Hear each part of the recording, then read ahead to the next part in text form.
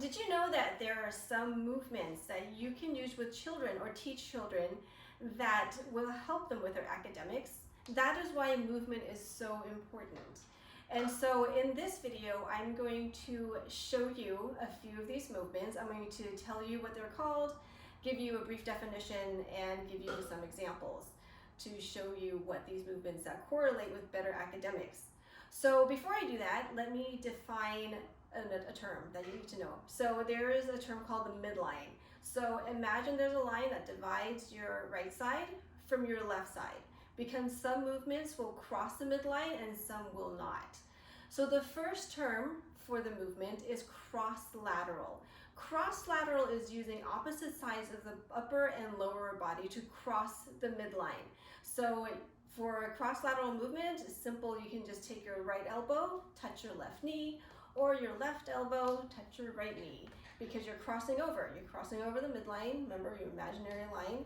And then another example is twisting, because you're twisting right, crossing over, twisting left, right, left. This helps to shape your waist. I really like it. Anyway, and then another one could be marching, because when you march, your right arm lifts up and then with your left leg, and then your left arm with your right leg. So that is considered a cross-lateral movement. A sport, if for an example for cross-lateral, it could be tennis, because you're going to take your tennis racket, your right hand, and then you're going to cross it over as a follow-through. So that crosses over the midline, and so that is a cross-lateral movement. And that correlates with better reading and writing skills.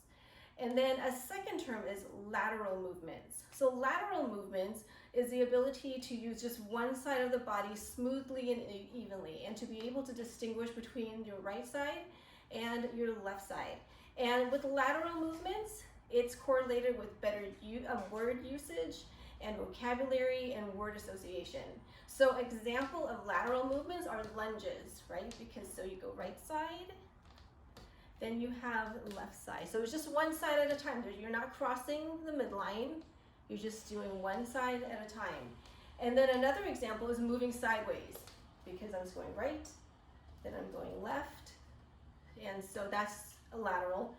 And another example, which I'm not going to do, but I wanted to tell you, was the bear crawl. Because if you do the bear crawl, then you crawl with the right, going with the right arm, right leg, left arm, left leg.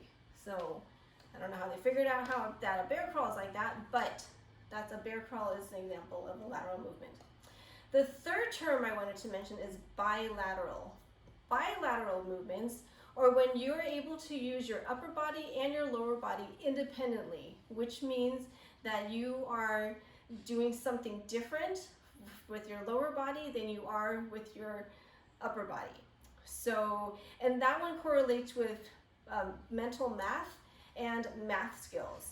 So examples of bilateral movements include dribbling a basketball. I don't have one, but if you think about it, you're dribbling a basketball, your upper body is dribbling, and then you're running.